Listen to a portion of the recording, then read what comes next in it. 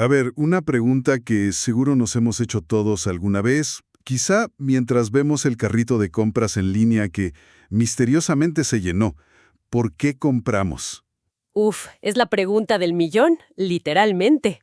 Totalmente. Cada año se inviertan fortunas, verdaderas fortunas, tratando de descifrar ese código. Hoy, con el material que tenemos, vamos a intentar hacer justo eso, meternos en la cabeza del consumidor y, pues, entender qué resortes psicológicos se activan antes de sacar la cartera. Y es que el marco que proponen estas fuentes es fascinante, la verdad porque nos obliga a cambiar el chip. Nos dicen, a ver, olvídense un rato de las características del producto, de los megahercios, de los ingredientes. De lo técnico. Exacto. El verdadero secreto está en las emociones y en las necesidades humanas más básicas. La tesis central que vamos a desmenuzar hoy es que cualquier cosa, desde un chicle hasta un coche de lujo, puede ser un éxito rotundo si logra identificar y conectar con lo que el material llama la necesidad crítica de la gente. Para empezar a aterrizar esa idea, el material nos regala un caso de estudio que es casi una leyenda del marketing. La historia del vodka Smirnoff cuando llegó a Estados Unidos. Buenísima historia. Es increíble. Cuando lo lanzaron, fue un fracaso espectacular. Estaban en el último lugar del mercado. El número 19 de 19 licores fuertes. Nadie lo compraba. El problema era de imagen, ¿no? Pura y dura percepción. En plena Guerra Fría, la gente lo asociaba con ruso y, pues por extensión, con comunista. Claro, era el enemigo en una botella. Totalmente. Y por más que le metían dinero a la publicidad, que si la pureza, que si la tradición, nada funcionaba. Estaban en un callejón sin salida. Pero aquí es donde la historia da un giro de película. Un publicista, en lugar de diseñar otro anuncio bonito, se puso a estudiar el producto en sí. Casi como un detective, ¿sabes?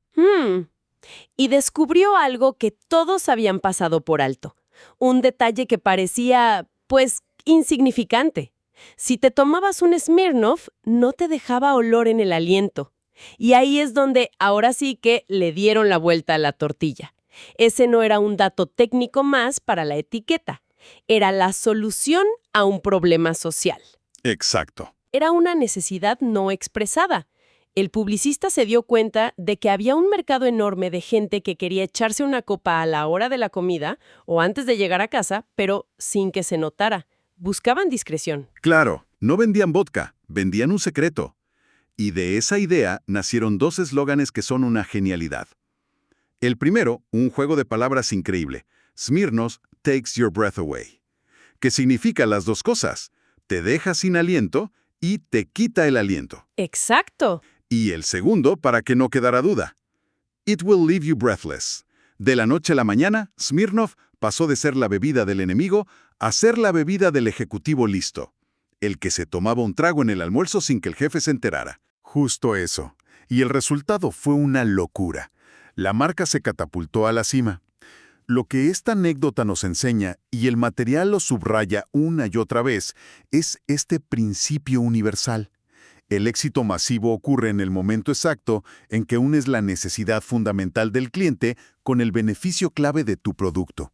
Y si esa conexión no existe... La del disgusto, esa misma. Dice que toda compra nace de un fuerte disgusto con la situación actual. La frase que repiten es, si no hay necesidad, no hay venta. O sea, si alguien está 100% feliz, no tiene ni el más mínimo interés en escuchar una oferta. Para visualizarlo, nos presentan un modelo muy simple pero muy potente. La teoría del ABC. Haz de cuenta que es un pequeño mapa del viaje del cliente. Ok. El punto A es donde está el cliente ahora mismo, su realidad. Y esa realidad, para que haya una venta, tiene que tener algún grado de insatisfacción, de incomodidad, de disgusto, como lo llama el texto. Ok, el punto A es mi situación actual, que no me encanta. Digamos, mi cafetera que gotea. El punto C, me imagino, es el paraíso del café, la situación ideal, ¿no? Exactamente. Una cafetera nueva, reluciente, que hace un expreso perfecto y no mancha la cocina. Exactamente. El punto C es ese futuro deseado, un estado de gran satisfacción. Y el punto B, entonces, es tu producto. Es el puente, el vehículo, la solución que lleva a la persona de la miseria del punto A la felicidad del punto C. Tu producto es el héroe de la historia. Justo. Es el que resuelve el disgusto. ¿Sabes? Esa idea de que no compramos productos sino sentimientos me parece clave. Pienso en la gente que hace fila por horas para el nuevo iPhone. Claro. No están comprando solo un teléfono con una cámara un poco mejor. Están comprando la sensación de estar a la vanguardia, de pertenecer a un club. ¿Ese es el tipo de sentimiento al que se refiere? Es precisamente eso. Nunca es el objeto en sí. Es la promesa de un estado emocional mejor. Pero aquí el material añade un matiz que, le da para pensar. A ver. Sugiere que un vendedor realmente eficaz no siempre se limita a encontrar un disgusto que ya existe. A veces, puede crearlo. Espera, eso suena un poco manipulador, ¿no? Crear un disgusto. Lo presenta como una táctica efectiva. La idea es que puedes hacer que alguien se dé cuenta de una carencia que no sabía que tenía. Imagina que estás feliz con tu tele. Ok. Pero llega un vendedor y te muestra una con una calidad 8K espectacular. De repente, al volver a ver tu tele, ya no te parece tan buena. Claro. Ya le vi los defectos. Acaban de crear un pequeño disgusto con tu situación actual. Te mostraron un punto C que ni siquiera sabías que existía. Te abrieron el apetito. Vale, entiendo el mecanismo. Es sutil, pero muy poderoso. Entonces, si todo parte de esa insatisfacción, ¿qué emociones son las que nos empujan a actuar? El texto se enfoca en dos motores principales, el temor a la pérdida y el deseo de ganar. Así es. Y son las dos caras de la misma moneda. El temor a la pérdida es un resorte psicológico potentísimo. El ejemplo clásico es el de la escasez, ¿no? El más clásico. Estás en una tienda, ves unos zapatos que te gustan, pero dudas. El vendedor se acerca y te dice, «Qué bueno que le gustaron, es el último par que nos queda en su número». ¡Bum! De repente, el miedo a perder la oportunidad se vuelve más fuerte que la duda sobre el precio. Es el famoso FOMO, el Fear of Missing Out. Lo vemos por todos lados. Oferta válida solo por 24 horas. Quedan 3 asientos a este precio. Juegan con nuestro pánico. Exacto. Y por otro lado, el deseo de ganar se activa pintando un cuadro muy vívido de ese punto C. Del paraíso. Del paraíso. No se trata de decir, este coche tiene 200 caballos de fuerza, sino, imagina la sensación de libertad al rebasar en carretera con total seguridad. Se vende el resultado, la ganancia. O sea que una buena venta, según esto, debería tocar ambas teclas. Por un lado te muestro lo que te espera si compras, y por otro te sugiero sutilmente que si no actúas ahora, podrías perdértelo para siempre. En esencia, sí. La idea es que la decisión final no es lógica, es emocional. Es la emoción del deseo o la emoción del temor lo que inclina la balanza. Hablando de emociones y del subconsciente, me imagino que eso nos lleva a Freud, ¿no? El material de hecho menciona algo que llama el punto freudiano. Exacto. El punto freudiano es un concepto simple pero fundamental. Al final del día, cada persona está fundamentalmente preocupada por sí misma.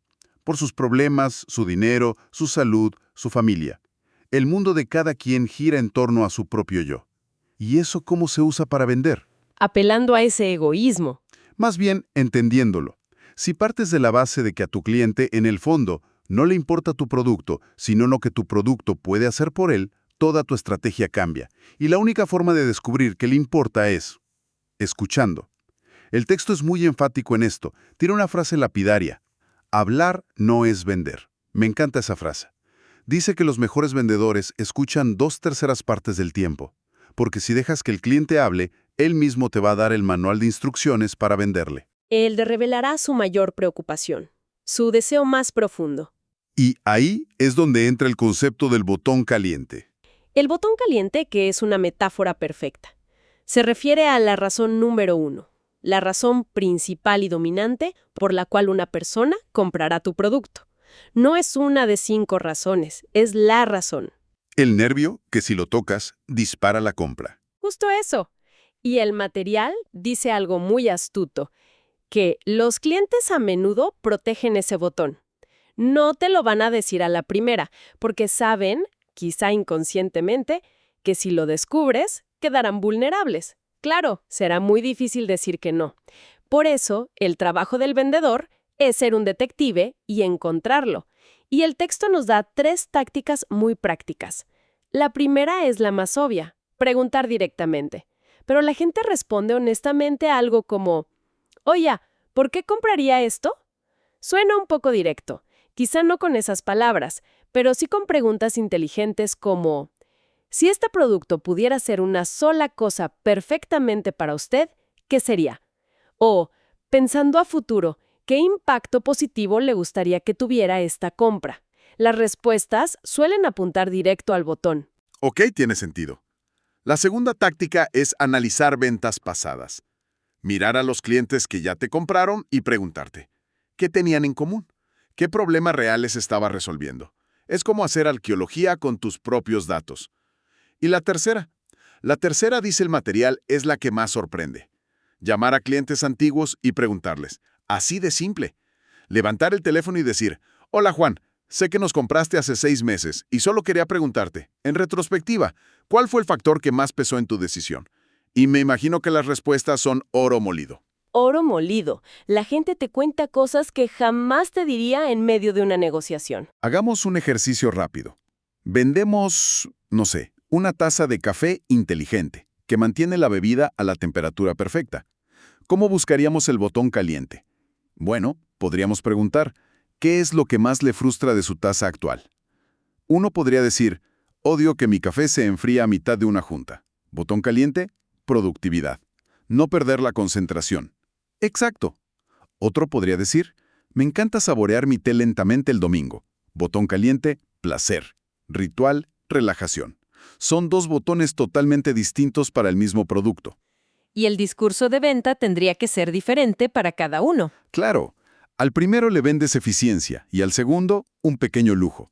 Y todo esto conecta con una lista de necesidades humanas básicas que el material enumera, cosas como seguridad, comodidad, estatus. Y el ejemplo que dan sobre el estatus con una casa es clarísimo. La necesidad básica es refugio, un techo.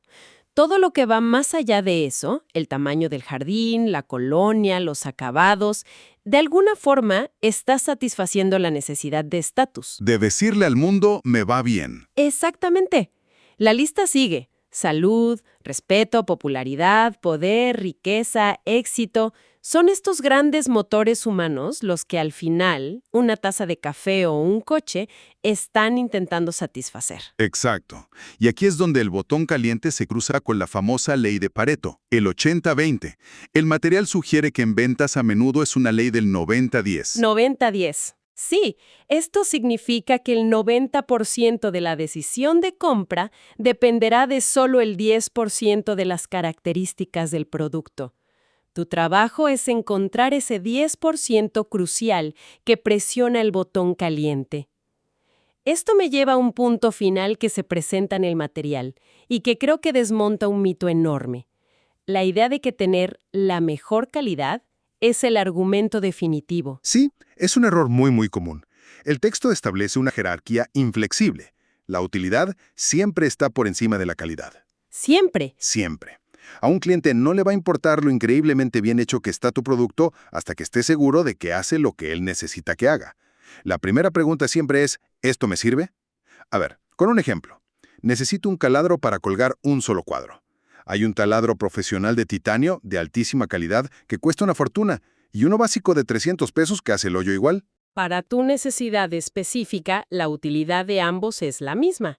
Entonces el de 300 pesos gana, aunque su calidad sea inferior. Esa es la idea. Esa es exactamente la idea. La calidad solo entra en juego como factor decisivo cuando la utilidad de 2 productos competidores es idéntica a los ojos del cliente. Si ambos taladros cuestan 300 y ambos sirvan para tu cuadro, entonces sí, empezarás a mirar cuál parece más duradero. Ahí la calidad desempata. Entonces la lección no es que la calidad no importe, sino que no es el primer argumento. No es el primer argumento. Y aún así, la clave es cómo presentas esa calidad. No basta con decir, el nuestro tiene mejores materiales. El enfoque correcto es traducir esa calidad en un beneficio. Ah, claro. Esta calidad superior significa que es más seguro para usted. Siempre hay que conectar la característica de vuelta a la necesidad del cliente. En resumen, si tuviera que destilar todo este análisis, me quedaría con que vender de forma efectiva no tiene que ver con presionar, ni con hablar más. Se trata de ser un buen psicólogo, un buen detective. Totalmente. La meta es encontrar el botón caliente de cada cliente, ese beneficio clave que valora por encima de todo lo demás, y luego enfocar toda la conversación en demostrarle que nuestro producto es el puente perfecto para llevarlo a donde quiere estar. No lo podría haber dicho mejor. Y para cerrar, el material nos deja con un pensamiento final, una frase anónima que es un gran reto. Si no puedes escribir tu idea en el reverso de una tarjeta de presentación, no tienes una idea clara. Uf, qué buena frase. Nos deja con una pregunta para reflexionar. ¿Seríamos capaces de destilar nuestro producto, nuestro servicio o incluso nuestras ideas a esa esencia pura y convincente? Si lo logramos, es muy probable que hayamos encontrado el verdadero botón caliente de nuestra audiencia.